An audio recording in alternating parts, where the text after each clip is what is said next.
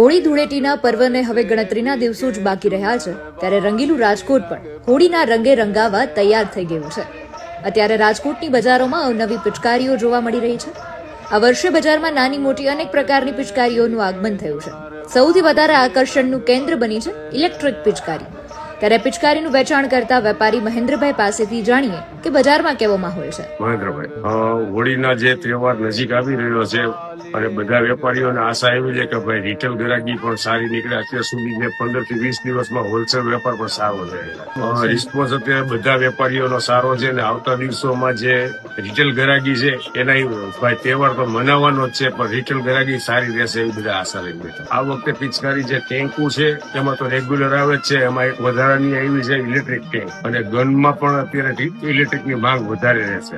ગનમાં અવનવી હોય છે 10 થી 15 વેરાયટી આ વખતે બજારમાં છે। ઇલેક્ટ્રિકમાં નાની મોટી બધી ગનો આવે છે અને ઇલેક્ટ્રિક ચાર્જેબલ હોય છે। અંદરથી જે ચાર્જિંગ કરે છે મોબાઈલની જેમ, અને પ્રેશર વધારે આવે છે। ફુવારામાં અવનવા 4 ફુવારાથી માંડીને 140 ફુવારાની પંપ આ વખતે અવેલેબલ છે બજારમાં। વધારે પડતું નવું બધા બાળકોને જોયે છે ને મોટાને પણ બધું અવનવું વધારે પડતું જોઈએ તો આ વખતે નવું આ બધું પંપમાં અને ટેન્કમાં અને ગનમાં બધામાં નવું વેરાયટી આવે। નવું આ જે 3 વેરાયટી કીધી છે એ બધી નવી વેરાયટી છે ને એનો વધારે પડતો ક્રેઝ છે। ભાવમાં કોઈ પણ જાતનો ભાવ વધારો નથી। ગન બધી દિલ્હીથી બનાવટ છે, દિલ્હીથી જ આવે છે પિચકારી બધી।